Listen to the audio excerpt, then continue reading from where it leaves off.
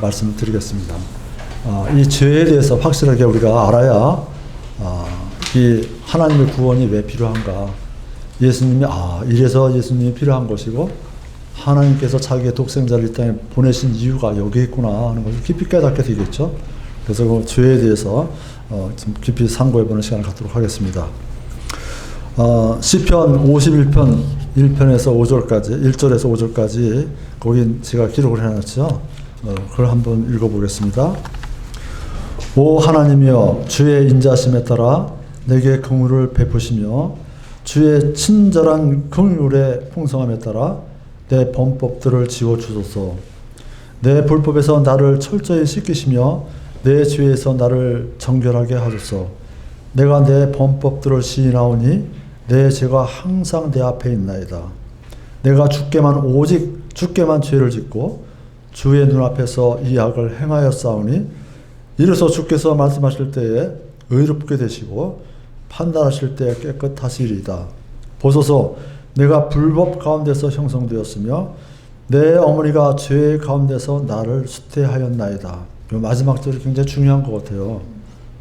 내가 불법 가운데서 형성되었으며 내 어머니가 죄 가운데서 나를 수태하였나이다. 그러니까 뭘 인정하려는 거예요? 사람은 나면서부터 죄인이라는 거예요.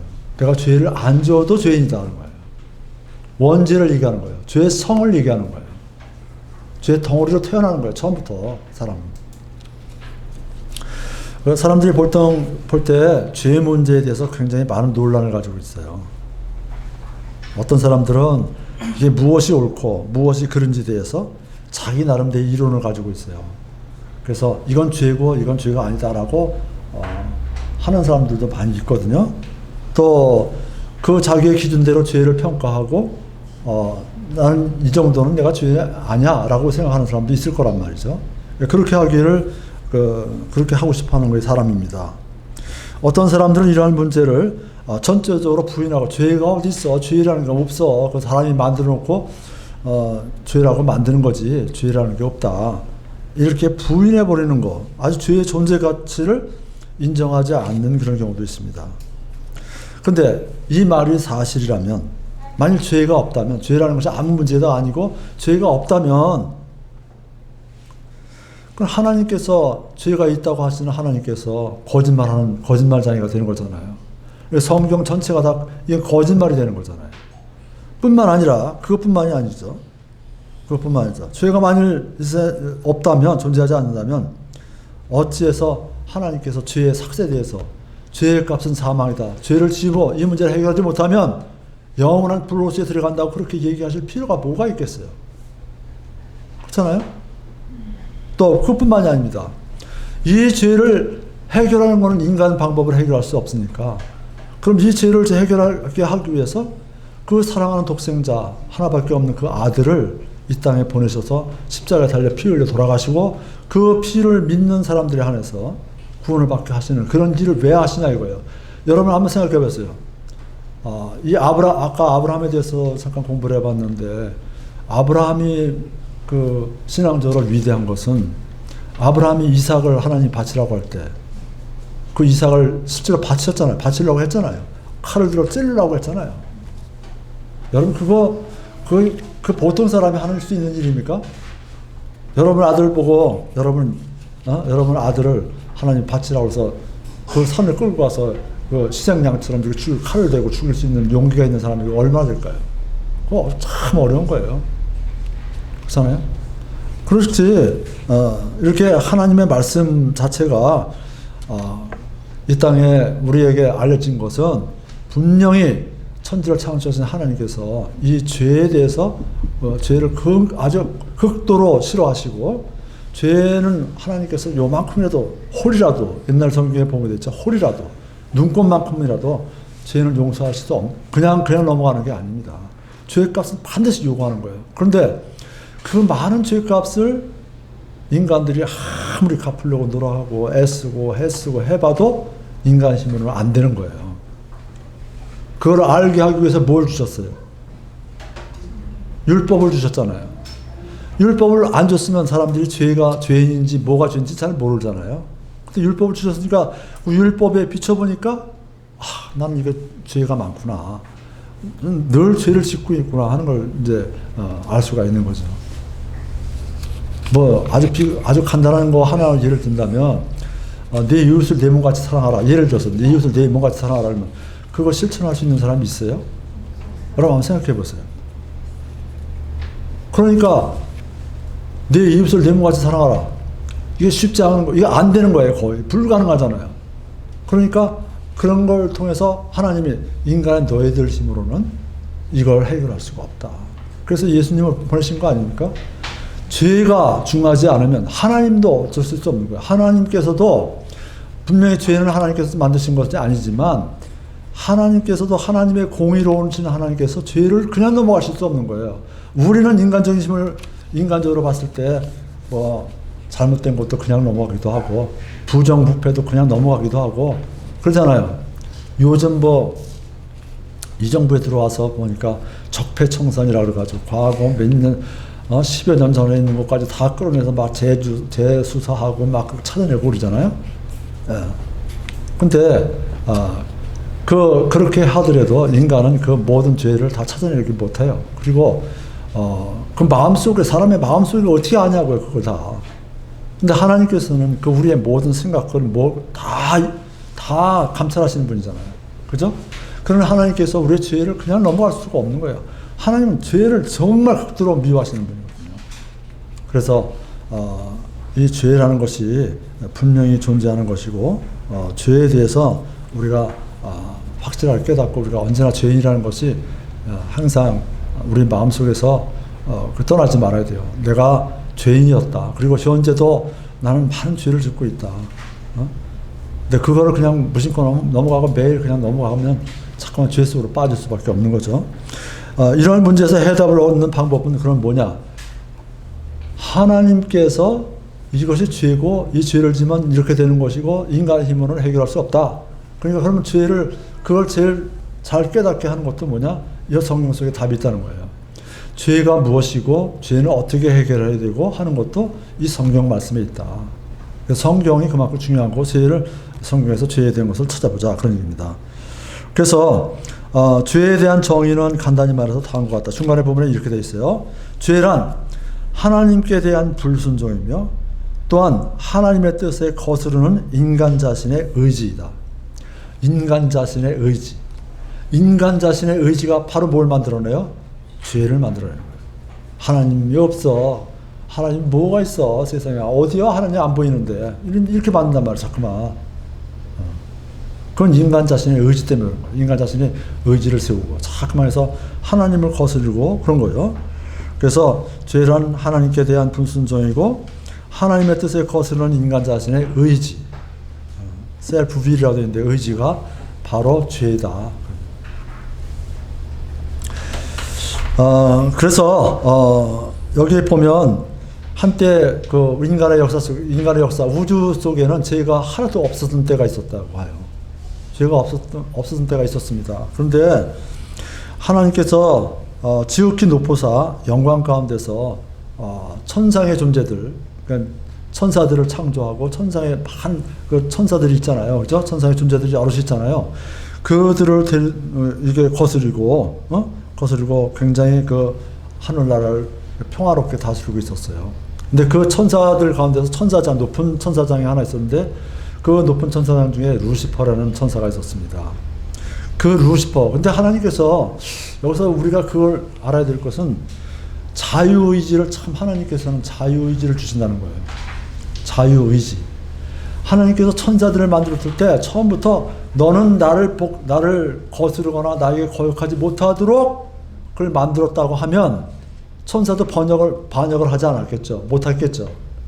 그런데 하나님은 천사들을 만들어 놓고도 그 속에 뭘 줬냐면 자유의지를 줬어요. 이거는 의지 때문에, 아까도 인간의 그 의지, 자유의지 때문에 죄가 범해진다고 하잖아요. 이 의지를 천사들도 가지고 있는데 그때 천사장 중에 굉장히 훌륭하고 굉장히 잘생기고 아마 천사들 중에서 굉장히 높은 위치에 있던 이 루시퍼라는 천사가 이게 자유의지로 의지를 세우다 보니까 자기도 저 하나님보다 더 높아졌으면 좋겠다 하는 생각이 든 거죠. 그래서 하나님 루시퍼 또는 사탄이라고 하는 그 인격체가 있었는데 그것이 반역을 일으킨 것이 바로 죄가 이 땅에 들어오게 되는 원인이 됐다 그런 얘기입니다. 그래서 이사야서 14장 12절부터 17절에 그 말이 나오는데 거기에 보면 하나님의 자리를 차지하려 하고 또 자신의 의지로서 하나님의 뜻에 대항하고자 하는 루시퍼의 욕심에 대해서 거기에 아주 잘 나와 있습니다. 그는 거기에 뭐라고 되냐면 이렇게 말씀이 있습니다. 죄는 사탄이 앞에 말을 생각하고요. 내가 하늘로 올라가 하나님의 별들 위로 내 왕좌를 높이리라. 하나님의 별들이 높잖아요. 하나님이 굉장히 높다는 위치를 나타내는 건데 그 하나님의 별들 위로 올라선다는 거예요. 그러니까 하나님보다 더 높은 자가 되겠다. 그렇게 하는 거예요. 그래서 반역을 일으킨 것이 되는 거죠. 그래서 이렇게 말할 때 사탄의 속에서 생겨나게 된 것이 죄다. 그래서 에스겔서 28장 15절에는 이렇게 말하고 있어요. 내가 창조된 날부터 내가 네 길들에서 완전하였는데 마침내 내 안에서 불법이 발견되었도다. 처음에는 그 창조된 대로 하나님의 창조 목적대로 잘 따랐어요. 루시퍼도 천사장 역할을 참 잘했죠. 잘했는데 그래서 완전했었는데 그렇죠? 나중에 마침내 내 안에서 자기 자유의지를 주는 것에 대해서 그것을 가지고 이 죄의 불법을 저지르게 된 거죠. 그래서 그때 내 안에서 불법이 발견됐다. 그때부터 죄가 시작이 됐다. 그런 얘기입니다. 세상의 모든 우주 만물 중에 모든 걸 다 창조하신 분은 하나님이신데 그 가운데 딱 하나만 창조하지 않은 게 있어요. 그게 뭐냐? 바로 죄라는 건데 그 죄라는 것은 사탄이 창조한 거다. 사탄이 창조한 거 한 가지가 바로 죄다. 다른 건 없어요. 사탄이 창조한 이 죄라는 것들 창조하고 그 죄를 통해서 하나님과 거스리고 하나님을 항상 대적하고 하나님의 세계를 무너뜨리려고 하는 그런 일이 이 땅에 시작이 되게 되었다. 그런 얘기입니다. 그 다음에 보면요. 창세기 1장 2절에 보면 땅은 형태가 없고 비어 있으며 처음에 하나님이 이 땅에 인간을 창조하고 천지 창조를 할 때는 그때 처음에 땅은 형태가 없고 비어 있었는데 그래서 거기에 하나님이 인류를 창조하신 겁니다. 그때 사탄은 다시 한번 이 피조물을 망치려는 시도를 하게 되었습니다. 사탄의 시도는 드디어 성공을 했습니다. 어떻게 성공했어요? 사탄이 뱀을 통해서 이브 하나님 창조해 주신 아담과 이브인데 그 이브를 통해서 하나님을 거역하게 만들었죠. 하나님의 명령을. 그래서 선악과를 따먹지 말라고 했는데 선악과를 따먹게 함으로써 인간에게 의지를 세워서 나도 이걸 먹으면 내 눈이 밝아져서 죄를 알게 되고 나도 하나님처럼 된다 라는 어떤 의지를 세우게 해가지고 인간이 죄를 짐으로써 인간 속에 죄가 들어와서 그 죄가 지금 아담을 통해서 전 인류에게 태어나면서부터 전 인류에게 그 피가 전달되게 됐다. 그런 얘기입니다. 아담과 이브가 하나님의 뜻 대신에 자기의 의지를 선택했기 때문입니다. 이제 죄는 인간 속에서도 계속해서 탄생하게 된 거예요. 죄가 죄를 낳고 죄가 죄를 낳고 계속 죄가 인간 속에서 유전되면서 계속 더 커지게 됐다. 그런 얘기입니다. 아담과 이브가 하나님의 뜻 대신에 자신의 의지를 선택했기 때문입니다. 아까도 얘기했죠. 오전 설교에도 보면 우리가 선택이 중요하다. 선택이 참 중요한 거예요. 그죠? 이브나 아담이 사탄이 꾀는 그 뱀의 말을 듣고 이것을 먹을까 말까 두 가지 선택이 있잖아요. 선악과를 먹을 선택이 있고 먹지 말라는 선택이 있는데 그 하나님이 명령하신 그걸 생각하고 먹지 말았으면 이 사람은 지금까지 죽지 않고 살았을 거예요. 절대로 죄 속에 빠지지 않고 정말 살았을 겁니다. 영생을 하고. 근데 그걸 먹고 있기 때문에 인류는 다 죽을 수밖에 없는 그 유전자를 타고나게 된 거죠. 그래서 그때부터 인류는 죄성을 전수받게 되었습니다. 시편 51편 5절에 아까 읽은 처음에 읽은 끝에 보면 50편 5절에 이랬습니다. 내 어머니가 죄 가운데에서 나를 수태하였나이다. 잉태하는 것이 죄라는 의미가 아니는 거죠. 아들을 낳고 딸을 낳고 이게 낳는 게 죄가 아니라, 그죠? 다만 우리가 죄 있는 부모들에 의해서 잉태된다. 죄인들에 의해서 잉태된다. 그런 거예요. 그러니까 자동적으로 태어나면 죄인의 후손이 되는 거죠. 그죠?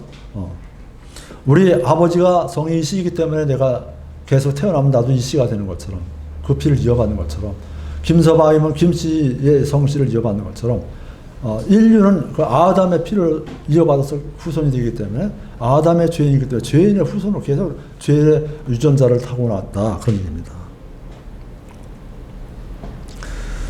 그래서 어떤 젊은 주부가, 여기 책을 진 저자가 이랬습니다. 어떤 젊은 주부가 자신의 아이가 죄성을 갖고 있다. 목사님이 설교를 했겠죠. 그런데 사람은 태어나면부터 죄인이다. 여기 조그만 아기도, 이렇게 귀엽고 조그만 아기도 다 죄성을 가지고 태어난다. 이렇게 하니까 그 아기가 귀여운 자기 딸이 있는데 태어난 아기가 얼마나 귀엽고 예쁘겠어요. 항상 보면 늘 웃으면서 얼르고 천사 같다고 그러고 그랬을 텐데, 그런 자기 딸을 보고 이 어린아이도 죄성이 있다 그러니까 그 엄마가, 젊은 엄마가, 얘기를 한 거야. 당신은 내 아이가 죄성을 갖고 있다는 말입니까? 하고 따졌어요. 그리고 이 아이를 보세요. 이게 얼마나 사랑스럽고 얼마나 이 천진난만하고 천사 같습니까? 바로 그 말을 할 때 그 아기가 그냥 신경질 부리면서 바로 차가지고 아마 커피를 마시고 있으면 커피잔이 떨어졌든지 뭐가 흘러서 망쳤겠죠. 그러니까 엄마가 그냥 그즉시 화가 나가지고 그냥 그 어린 아기를 그냥 딱 때리면서 이 못된 거사 그랬단 말이에요. 이 못된 거사. 그래서 이 못된 거사, 그게 뭐냐면 그것이 바로 그런 어린 아이도 나면서부터 죄성을 가지고 나온다는 거예요.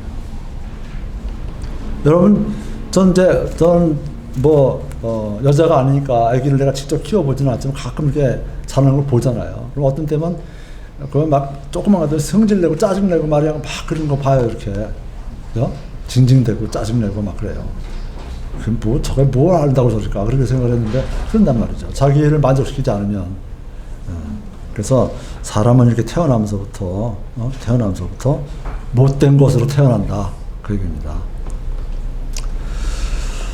근데 인류는 이와 같이 본성만 죄인인 것이 아니고, 그죠? 행위 면에서도 죄를 질 수밖에 없어요. 죄인인 거예요. 행위는 말할 것도 없어요. 죄성도 죄인이지만, 태어나면서도 죄인이지만, 우리가 하는 행동 모든 걸 가만히 보면 너무나 커다란 많은 죄인이다 하는 것을 우리가 알 수 있게 된다. 그런 얘기입니다.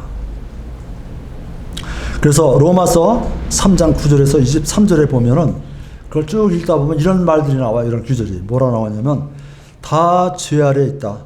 다 죄 아래 있음을. 그죠? 인류는 다 죄 아래 있다. 그리고 의로운 자는 없나니 단 한 사람도 없다. 여기 뭐라고 그랬어요? 단 한 사람도 없다. 전 인류에 대해서 의로운 자는 이 세상에 단 한 사람도 없다. 물론 구원받아서 하나님의 아들 예수 그리스도의 피를 통해서 구원받은 사람은 의인이 되지만, 그죠? 그걸 얘기하지 않고 이 구원받지 못한 사람을 전체를 봤을 때 이 사람 의인은 한 사람도 없다. 하나님의 의를 통해서 구원받지 못하면 의인이 될 수 없다. 그런 얘기나 마찬가지죠. 다 죄인이다. 그런 얘기예요. 그 다음에 또 보면 온 세상이 하나님 앞에 유죄가 되게 하려 함이니라. 이것은 뭐냐? 모든 세상이 하나님 앞에 다 죄인이다. 너희가 죄인인 것을 깨닫게 하기 위함이다. 그런 얘기죠. 그 다음에 하나님께서는 차별이 없다 그랬어요. 이 사람은 예쁘게 생겼으니까 이 죄는 용서해주고, 그죠? 이 사람은 믿게 생겼으니까 별로 큰 죄도 큰 죄를 다스리고, 이렇게 하나님 어떤 사람에 대해서 차별하는 게 아니다. 누구나 아무리 똑똑한 사람이고 훌륭한 사람이고 인격체를 갖춘 사람이라도 죄인은 죄인이다. 조그만 죄라도 죄인은 다 죄인으로 취급한다. 그런 얘기입니다.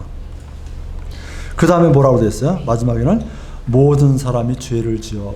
그러니까 모든 사람은 다 알게 모르게 아는 짓는 죄도 많지만 모르게 짓는 죄도 굉장히 많다. 여기서 모든 사람이라는 말 속에는 여러분과 저를 다 포함한 거죠. 모든 사람 다 그런 거예요. 그래서 여기에는 더하거나 뺄 수도 없다. 특히 뺄 수 없다는 얘기예요. 누가 예쁘기 때문에 빼고, 누가 착한 일을 했기 때문에, 선한 일을 했기 때문에 빼고, 그런 게 아니라 모든 사람이야. 착한 일을 하는 사람이건, 인간적으로 봤을 때 그 사람이 착한 일을 하는 사람이건, 나쁜 일을 하는 사람이건, 모든 사람 속에는 거의 다 포함이 되는 거다. 그런 얘기입니다. 근데 우리는 죄를 어떻게 보면 아주 이렇게 이쁜 사람, 자기가 좀 사랑하는 사람, 그리고 자기가 아끼는 사람이 죄를 지면 어때요? 여러분 어떻게 생각이 들어요? 그 죄가 그렇게 악하게 안 보이죠? 에이, 우리 애가 참 착한데 어쩌다 실수했지. 이렇게 한단 말이죠. 제가 학교에 있을 때, 지난번에도 얘기했지만 학교에 있을 때도 보면 그 아들내미가 말썽을 부르면 호출을 하잖아요. 선생님들이 이제 오라고, 담임 선생님이 오라고. 와서 얘기하면 상담하면 거의 대부분이 우리 애는 착한데. 참 본성 심성 착한 애인데 좀 친구를 사귀어도 그런 친구 때문에 방했다는 거야. 대부분이 다 그래요. 대부분이 다 그래요. 그래서 사람들은 모두가 그 자기의 죄, 또 가까운 사람들의 죄를 갖다가 가볍게 여겨요. 그래서 실수한 거다. 그 다음에 무슨 결점이 좀 있다. 아주 완벽한 사람이 어딨어? 결점이 있지. 그럴 수도 있지. 이런다 말이죠. 그 다음에 어쩌다 실족한 거야. 자기는 그렇게 안 했는데 어쩌다 실족해서 그렇게 된 거야. 그런 것도 있고, 좀 실패한 거지. 이렇게 죄에 대해서 굉장히 유연성을 가지고 가볍게 보는 경향이 있다. 이거예요. 사람들은. 그런데 그런 말을 이제 미화를 시키는데, 그러나 우리가 그렇게 아무리 미화를 시키고 아무리 일을 좋게 보더라도 죄인은 죄인이다. 하나님 앞에서는 하나님이 볼 때는 네가 아무리 미화하고 뭐해도 그냥 죄인이야. 죄인일 뿐이야. 그런 얘기예요. 그래서 이것을 이제 우리가 좀 잘 알아야 돼요. 우리는 다 양 같아서 길을 잃고 각각 자기 길로 갔거늘. 이사야서 53장 6절에 보면 각각 자기 길로 갔다. 그 말이 뭐예요? 각각 자기 길로 갔다. 자기의 의지를 세워서 의지대로 했다는 거예요. 자기의 의지. 여기서 의지가 나오는 거예요. 바로 그 자기의 의지가 우리가 죄를 짓는 어떤 원동력이 되는 거예요. 하나님께서 자유의지를 줬는데 그 자유의지를 하나님을 섬기는 데 쓰지 않고 하나님 주신 그 자유의지를 자기의 육신적인 걸 위해서 그 의지를 세우는 거죠. 그런 자기의지. 그것이 바로 죄를 짓는 길이죠. 모든 사람이 죄를 지어 하나님의 영광에 이르지 못하다. 이 모든이라는 말이 성경 곳곳에 나와요. 모든. 죄에 대해서 얘기할 때 항상 모든이 나와요. 그러니까 이건 무슨 얘기냐면 사람들 가운데 우리 인간 눈에 봤을 때는 참 선하게 사는 사람들도 많이 있죠. 그죠? 저 사람 법이 없어도 살 사람이야. 저 사람은 무슨 누구의 반토막 같은 사람이야. 그런 사람도 있고. 굉장히 아주 선한 사람, 저런 사람 정말 죄를 하나도 안 질 거야. 그렇게 생각할 수 있는 사람이 있어요. 그런데 그런 사람을 포함해서 성경은 모든 사람이 죄를 지었다. 이게 성경에 보는 인간을 보는 눈입니다. 하나님께서 인간을 볼 때는 하나도 예외 없이 모든 사람을 다 포함시킨다. 그런 얘기입니다. 그래서 우리가 보통 교육을 많이 받는데 어떤 사람은 교육을 받아요. 교육을 받으면 인격이 많이 형성이 되죠. 그죠? 인격이 많이 높아지잖아요. 그래서 고상한 척하고 사람들 앞에 이렇게 자기 가리우고, 그래서 사람 볼 때는 참 고결하게 보고 죄 안 있는 것처럼 보여요. 그렇지만 하나님 볼 때는 그도 똑같은 죄인이다. 그 내면을 보시기 때문에, 그 내면에 우리 인간 생각이 어떤 생각을 가지고 있는가를 보시기 때문에 똑같은 죄인으로 볼 수밖에 없다. 그런 얘기입니다. 어떻든 간에 인간은 하나님이 세워놓은 기준이 너무 높기 때문에 그 하나님이 세워놓은 기준을 통과하지 못하면 천국에 갈 수 없어요. 영원한 나라에 갈 수가 없는데, 그 아무리 훌륭하고 아무리 교육을 많이 받고 아무리 도를 많이 닦아도 인간의 힘으로는 그 하나님이 세워준 기준을 넘어설 수가 없다. 그 얘기입니다. 성경이 말하는 게 바로 그런 거예요. 성경에 우리 인간들을 보는 눈이 바로 그런 눈이다. 그런 거예요. 그래서 사람은 이렇게 완전할 수가 없다. 근데 한번 제가 그 다음에 이거 한번 좀 표를 하나 만들어 봤습니다. 우리 그 조직신학에서 나오는 그 죄에 대해서 그걸 이렇게 영어로 써놓은 게 있는데 그거를 이렇게 번역한 것이 있더라고요. 그래서 그걸 표로 만들어 봤는데 죄에 대한 사람의 관점과 하나님의 관점이 어떻게 다른가 그것을 이제 구분해 놨습니다. 그래서 왼쪽은 사람의 관점이고 사람이라고 쓴 건 사람의 관점인데 관점이 빠졌습니다. 사람의 관점. 그다음에 오른쪽은 하나님의 관점에서 본 거예요. 그러니까 사람은 죄를 갖다 어떻게 생각하는 사람이냐면 우연히 생긴 것이다. 우연히 생긴 일이다라고 보는데 하나님은 뭐라고 그래요? 죄는 가증한 거야. 우연이라는 게 없어. 가증한 거다.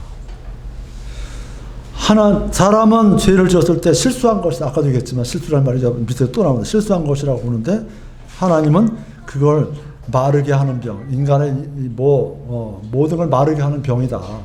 인정도 마르고 뭐도 마르고 하여튼 진리에 마르고 하여튼 마르게 하는 병이 되었다. 그 다음 세 번째는 사람은 죄를 짓고 그것은 그 결점이야. 좀 부족한 거지. 완벽한 사람이 어디 있어. 이렇게 얘기하지만 하나님은 그 죄인들을 죄의 병에 들었다는 거예요. 죄를 짓는 병에 들었다고 보는 거예요. 병으로 보는 거예요. 그 다음에 사람은 죄를 우연히 일어난 일로 보는데 하나님은 네가 선택해서 지은 죄야. 이렇게 보는 거예요. 우연이라는 게 없다는 거예요. 그 다음에 사람의 관점에서 죄는 사람이 좀 잘못한 거지 이렇게 봤는데 하나님께서는 적대감을 가지고 저지른 일이다. 그러니까 적대감을 가지고 저지른다. 죄는. 그 다음에 우리 사람들은 보면 죄를 어떻게 보면 좀 매력적인 거로 보는 사람들이 있어요. 그죠? 우리나라 사람뿐만이 아니라 사람이 그 남자들 사회에서는 흔히 그런 걸 많이 봅니다. 밖에 돌아가면서 여자들 친구 많이 사귀고 부인 외에 바깥 친구 많이 사귀고 말이야. 그걸 자랑스럽게 얘기하는 사람들이 많이 있어요. 굉장히 보면 또 그런 걸 듣고 또 그래가지고 매력적인 사람을 본단 말이에요. 그걸 말하면 현재 사회가 그렇잖아요. 지금. 근데 하나님은 뭐라고 그래요? 그건 치명적인 거다. 너를 죽이는 거다. 그렇잖아. 죄인은 죽이는 거라잖아요. 그걸 끌고 어디로 가는 거예요? 불로스를 끌고 가는 거 아니야, 사람을. 치명적인 거라고 보는 거예요. 구원받은 사람은 불호수로 끌려가지 않지만 정말 나중에 그리스도의 심판대 앞에 섰을 때 정말 그 지은 죄에 대해서 무지무지하게 정말 수치스러운 일이 당할 거예요. 여긴 성경에는 그렇게 자세히 나와 있지 않지만 어떤 분 설교하는 걸 들어보면 그 죄의 값에 대해서 굉장히 불을 통과하는 고통이 있을 거다라고 얘기를 해요. 수치도 있어서 아주 부끄러운 것도 말할 수 없는 부끄러움. 예를 들면 저도 그런 생각을 많이 합니다. 제가 어떤 죄를 지닌 것들을 이렇게 생각해 보면 그리스도의 심판대 앞에 섰을 때 예수님이 피를 툭툭툭 흘리면서 야 내가 네 죄를 위해서 이렇게 대신 피 흘려주면 너 그 피값을 어떻게 하고 그런 죄를 저지르려나 했을 때 내가 그 앞에서 그 주님을 바라보기엔 너무너무 창피할 거다라는 생각을 많이 해본 적이 있어요. 그렇죠? 그런 거예요. 치명적인 거예요. 그 다음에 사람은 죄를 지을 때 사람이 연약해서 진 거야. 연약합니다 라고 보는데 하나님은 뭐라고 그러냐? 불법이라고 보는 거야. 불법을 저질렀다. 그 밑에도 불법이 또 나오죠.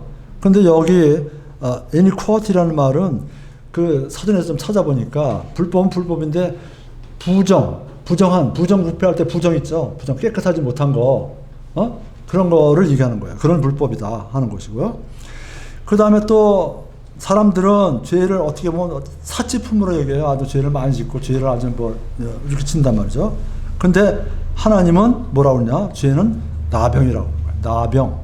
여러분 나병은 요새는 뭐라고 그래요? 한센병이라고 그러나요? 요새는 좀 높여서 한센병이라고. 옛날에 우리 어렸을 때는 문둥병이라고 그랬어요. 문둥병. 근데 이 나병은 한 번 걸리면 어떻게 돼요? 완치가 없잖아요. 이거. 낫지 않잖아요. 이거. 그죠?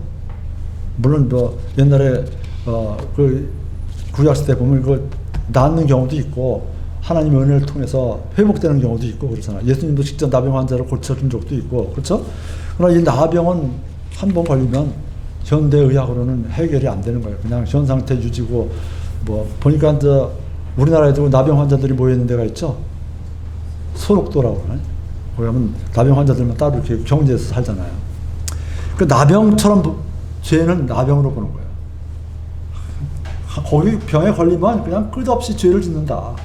죄가 죄를 낳고 죄가 죄를 낳고 그래도 간다. 그 다음에 하나님은 사람은 죄를 내 자유에서 진 거다. 내 자유다. 이렇게 보는데 하나님께서는 그것을 불법이라고 보는 거예요. 그 불법은 거기는 뭐라 하냐면 lawlessness라고 그러죠. lawlessness. 이건 뭐냐면 법이 아주 거의 없다. 무법천지다. 뭘 볼 때 무법천지라는 말을 쓰잖아요. 무법. 법이 없는 거. 법을 없는 거로 여긴다. 그런 얘기예요. 그렇게 그런 불법을 저지른 거로 보는 거다. 그런 얘기입니다. 그 다음에 또 사람은 죄를 벌어 그까진 죄 그 정도는 하찮은 거야. 그거 가지고 뭘 그래 이렇게 얘기하지만 하나님은 그걸 비극으로 본다는 거예요. 비극이다. 그 다음에 사람의 관점에서는 죄를 또 실수라고 보는데 하나님은 그걸 뭐라고 하냐면 미친 짓이라고 보는 거예요. 죄를 짓는 거에 대해서. 그 다음에 사람의 관점에서 마지막으로 사람이 약하기 때문에 약한 거로 보는데 하나님은 약한 게 아니라 네가 의도적으로 지었다 이렇게 보는 거예요. 그런 관점에서 보고 있는데요. 그걸 이해하시고 그 다음에 그런데 하나님이 사람이 자꾸 죄를 갖다가 약화시키고 부인하려고 하지만 하나님께서는 그 죄를 자꾸만 크게 보고 비난하시는 것이 있습니다. 그때 왜 그렇게 하시냐 그 얘기입니다. 성경의 죄에 관해서는 한 700번 정도가 나온다. 우리 성경에. 근데 그 가운데서 단수로는 448회가 나오고 sin, sin, s가 복수, s가 sins라고 하는 그 복수가 들어간 것은 172회. 그리고 죄를 다른 명사로 표시한 것들이 있어요. 죄라고는 얘기하지만 다른 명사로 표시한 것들이 그렇게 해서 약 700번이 나오는데 그 단어가 창세기 4장 7절에 가인이 그 자기 동생 아벨을 죽였잖아요. 그때 그 당시에 죄라는 말이 처음 등장했다고 나와요. 가인 때부터 죄라는 얘기가 딱 나왔고 두 번째로 그 죄가 어디에 등장하냐면 창세기 18장 20절에 나와요. 창세기 18장 20절에 나오고 그리고 그러니까 죄가 어디서부터 어디까지 나오냐면 창세기서부터 요한계시록까지 죄가 안 나오는 데가 없다 이거예요. 그 요한계시록 어디 나오냐? 마지막으로 나오는 데가 요한계시록 거기 나와 있죠. 계시록 18장 5절에 하나님의 진노와 함께 죄에 대해서 언급하고 있어요. 그러니까 죄는 창세기부터 저까지 요한계시록까지 처음부터 끝까지 하나님이 죄에 대해서 극도로 미워하시고 죄에 대해서 심판하시고 죄에 대해서 굉장히 경계심을 주기 위해서 사람들에게 강조하고 있는 부분이다. 이렇게 보면 되겠습니다. 그러면 이제 죄에 대한 정의를 조금 더 해보고 하겠습니다. 이제 성경에서 말하는 죄의 정의들을 한번 살펴보기로 하겠습니다. 그걸 보려면 요한일서 5장 17절을 보면 돼요. 요한일서 5장 17절에 보면 사도 요한이 뭐라고 얘기했냐면 모든 불의가 죄로 돼 그랬어요. 모든 불의가 죄다. 그 말이 뭐예요? 모든 불의가 죄라는 얘기가 뭐예요? 조그만 불의건 큰 불의건 그죠? 하여튼 불의는 옳지 못한 거는 다 죄다는 거예요. 그러니까 사람이 나는 조그만 죄밖에 안 졌어. 그래도 그 사람은 죄인이고 지옥에 갈 수밖에 없는 거야. 하나님은 죄를 용서하시는 분이야. 죄를 그냥 묵과하고 넘어가시는 분이 아니다. 죄값을 반드시 치르게 하는 분이다. 그래요.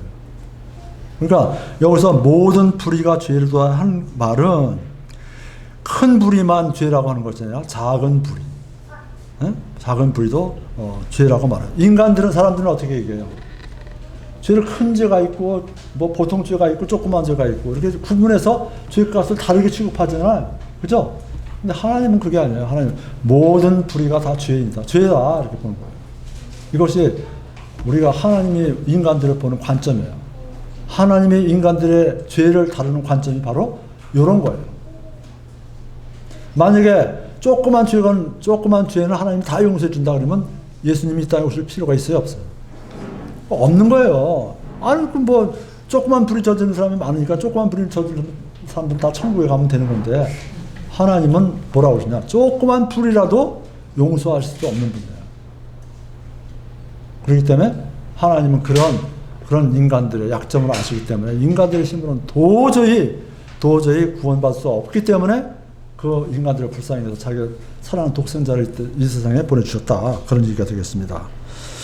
그 다음에 두 번째 보겠습니다. 두 번째, 죄는 뭐냐? 두 번째는, 죄는 율법을 범하는 것이니라. 요한일서 3장 4절에 보면 그렇게 되어 있습니다. 율법이 뭐예요? 모세가 준 율법 있잖아요. 그죠?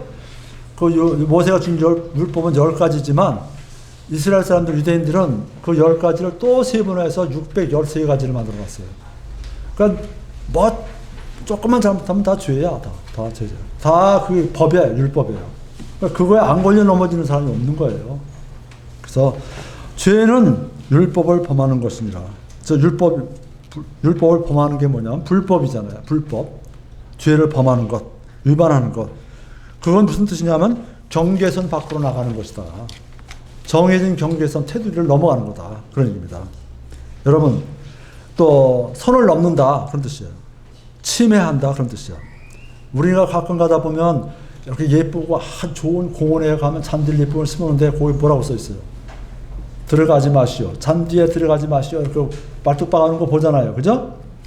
어느 곳에 가면 굉장히 그 넓은 그 잔디밭이 있어요. 그 어떤 사람은 넘어가지 말라는 걸 보고 저 가운데 들어가서 들어놓고 자기도 하고 거기서 밥도 해먹고 거기서 하면 사진도 찍고 막 그런 사람도 있고, 어떤 사람은 발만 살짝 들여놨다가 왔다 갔다 하는 사람도 있을 거예요. 들락날락하고.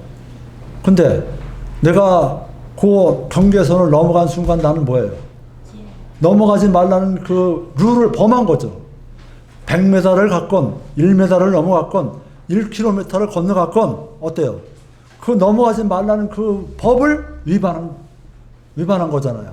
하나님이 인간들을 봤을 때 그렇게 보신다는 거예요. 조그만 죄, 양심을 그렇게 뜯지 않는, 양심에 걸리지 않는 조그만 죄를 지은 사람은 어떻게 생각하냐면, 나는 뭐 별로 죄를 안 졌어. 난 참 선하게 살았어.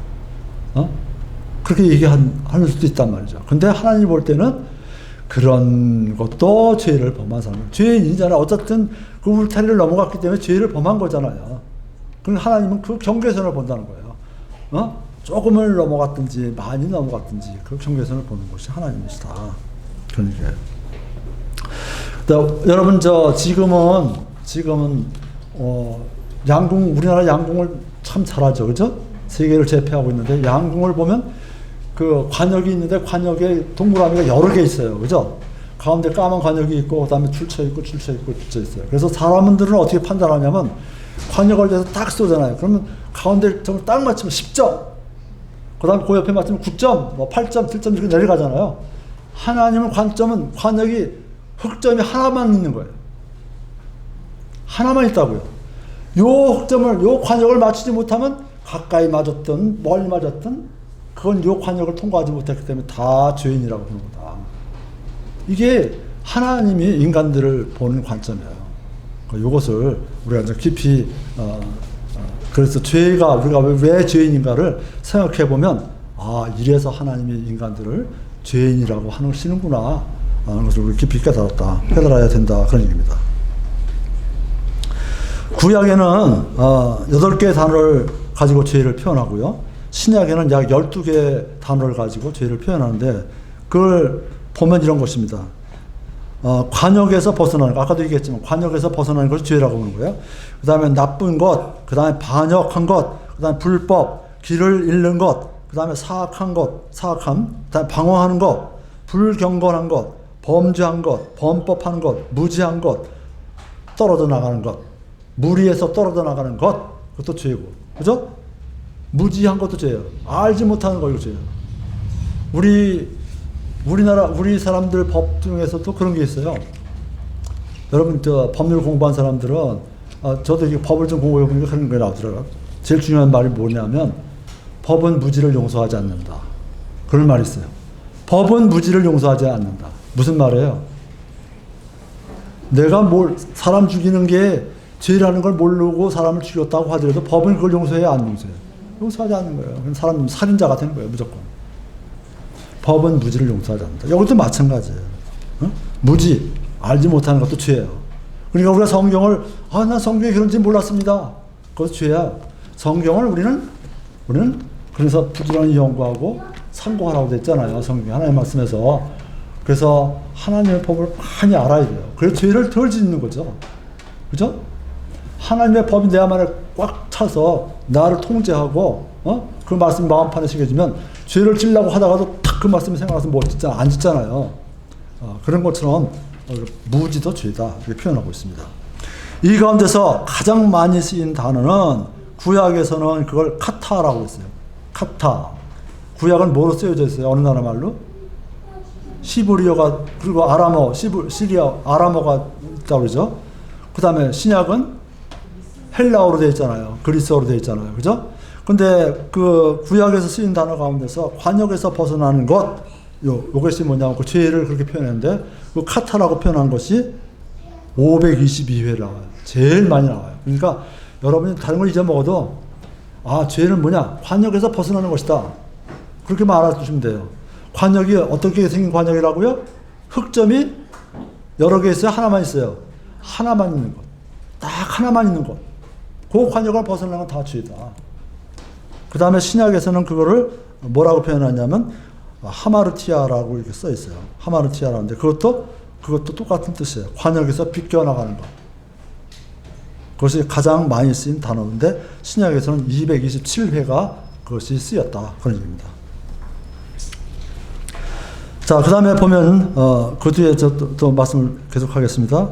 야고보서 2장 10절에 보면 누구든지 온 율법을 지키다가 한 조목이라도 어기면 모든 것에서 유죄가 되나니. 참 이거 참 인간적인 관점에서 보면 참 속상한 거죠. 그죠? 모든 율법을 다 지켰어요. 그냥 어쩌다 조금만 하나 안 지켰다. 근데 성경은 뭐라고 그래요? 한 조목이라도 어기면 모든 것에서 유죄가 된다. 죄인이다. 그런 얘기입니다. 왜 그러냐? 살인하지 말라고 한 분도 하나님이시고, 그죠? 이웃을 내 몸같이 사랑하라 하신 분도 하나님이시고, 그죠? 간음하지 말라고 하신 그 하나님도, 그분도 하나님이고, 모든 율법에 만드신 분이 하나님이기 때문에 하나님은 어떠한 율법을 어기면 그걸 다 용서하지 않는다는 거예요. 하나님 앞에서는 다 죄가 되는 거예요. 그래서 여러분들 보면 만약에 예를 들어서 이런 것이 있습니다. 여러분 그걸 뭐라고 하나요? 번지 점프 하는 거 있죠. 번지 점프 하는 거 보셨잖아요. 저 높은 곳에 밑에 바닷물이 있고 이렇게 물이 확 떨어지고 이런 거 보셨잖아요. 근데 그 번지 점프의 그 줄에 만약에 사슬이 한 10개쯤 달렸다고 생각해요. 그 중간에. 그죠? 근데 그 번지 점프 할 때 그 사슬 10개가 다 떨어져야 이 사람이 죽습니까? 하나만 떨어지면 죽습니까? 하나만 떨어져도 그걸 그냥 풀어주는 거예요. 쉽게 말하면 하나님이 계명을 율법을 만들어 놓고 우리 인간을 볼 때도 마찬가지예요. 하나님 볼 때 십계명이 10개가 있지만 9개는 지켰어. 인간을 볼 땐 90점이죠. 그죠? 근데 그 하나를 못 진 것 때문에 못하면 그 쇠사슬이 풀린 거죠. 하나가 풀리면 죽는 것처럼 하나님께서는 인간의 죄를 그렇게 보신다. 그런 얘기입니다. 자, 그 다음에 우리 마찬가지에 또 이번에 뭐 폴란드인가요? 헝가리에서 우리 배가 물에 빠져 익사하는 사고가 났잖아요. 그 참 재수 없는 사람들이에요. 그죠? 저도 거기 갔었어요. 그 강을, 다뉴브 강을 밤에 배를 타고 한번 갔었어요. 근데 그 배가 말이죠. 지금 그 사고를 얘기하려는 게 아니라 배에 구멍이 났다고 생각을 해보세요.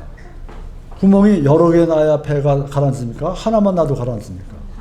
하나만 놔도 가라앉는 거예요. 제가 그전에 저는 그 어린아이 초등학교 아이들을 가르치는 국민학교 교사부터 출발했어요. 지금 초등학교인데 그때부터 시작을 해가지고 나중에 이제 고등학교에서 정년을 했는데 그때 도덕 책인가 무슨 책에 보면은 그런 것이 생각이 나요. 뭐냐면 네덜란드인가 덴마크인가 잘 생각이 안 나는데 그 나라가 땅이 바다보다 지면이 낮은 나라가 있잖아요. 그럼 거기에 이렇게 뚝을 막잖아요. 이렇게 바닷물이 못 나오게. 거기에 한 소년이 지나가다가 이렇게 보니까 거기서 물이 조금씩 새는 거예요. 그러니까 그 소년이 그냥 이거 큰일 났다. 그래가지고 그걸 손으로 막기 시작하고 팔뚝으로 막고 몸으로 막기 시작해서 결국 그걸 막아서 뚝이 무너지는 걸 방지해서 그 나라에 큰 애국을 했다는 걸 그 이야기를 내가 읽어본 적이 있어요. 그 뚝이 그렇게 튼튼하고 하더라도 한번 구멍이 나서 뚫어지기 시작하면 어떻게 돼요? 다 무너져요. 우리나라의 어느 건설회사가 SK라든가 어느 건설회사가 저기 어느 나라에 가서 댐을 세웠는데 그 댐이 이번에 붕괴됐잖아, 얼마 전에. 그죠? 댐이 붕괴되는 게 처음 한꺼번에 확 무너지는 게 아니에요. 어떻게 무너져요? 서서히 새는 거, 사람이 모르게 새는 곳에서 무너지고, 조그만 거 새는 무너지면 다 무너지는 거예요. 하나님께서는 죄를 그렇게 보시는 거예요. 조그만 죄지만 그건 결국은 뚝 전체를 무너뜨리는 죄다. 죄가 된다. 그런 겁니다. 총을 쏠 때도 사람이 전쟁하면 총을 쏘잖아요. 총을 여러 발을 맞아야 죽어요. 한 발만 맞아도 죽어요. 한 발 맞아요. 심장에 한 번 맞으면 죽잖아요. 그와 같이 하나님께서 인간을 볼 때 죄에 대해서 죄성을 가진 인간을 볼 때는 이런 판단을 가지고 죄인을 판단하신다. 그런 의미입니다. 그렇기 때문에 하나님 앞에서 죄인이 아니라고 하는 사람은 한 사람도 있을 수가 없다. 그래서 모든 사람이 죄인이라고 하나님은 보시는 거다. 그런 얘기입니다. 자, 그 다음에 보겠습니다. 세 번째는 믿음으로 쫓아 하지 아니하는 모든 것이 죄인이라.